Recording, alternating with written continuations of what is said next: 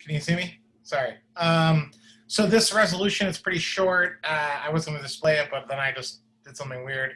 Um, Basically, it's calling on the council to think about and consider a hybrid testimony approach going forward. In case you don't know, because of the pandemic, if you want to be a member of the public, like we just saw today, and testify before the DC Council, which of course has a lot more significance and importance than the ANC, you can do that from your living room couch. You can you sign up, and it's a Zoom platform, and then it's streamed on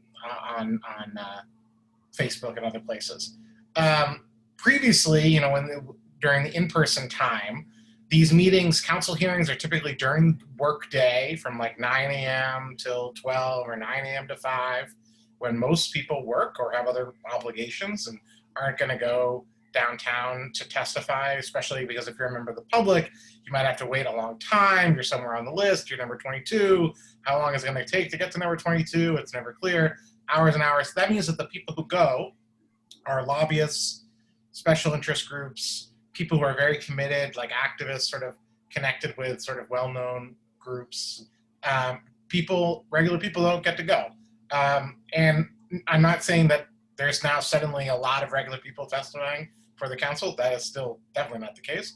But it allows people to, during their lunch break at work, to testify on something that matters to their kids, or something on cigarettes or whatever. There are lots of different things that come up, and including an individual on.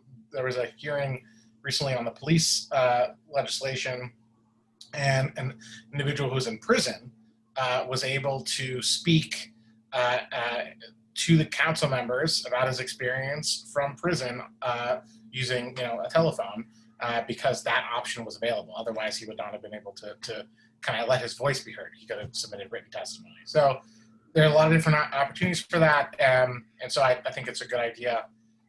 So I'm just asking the council to keep some things that we've learned work during the pandemic as we go forward.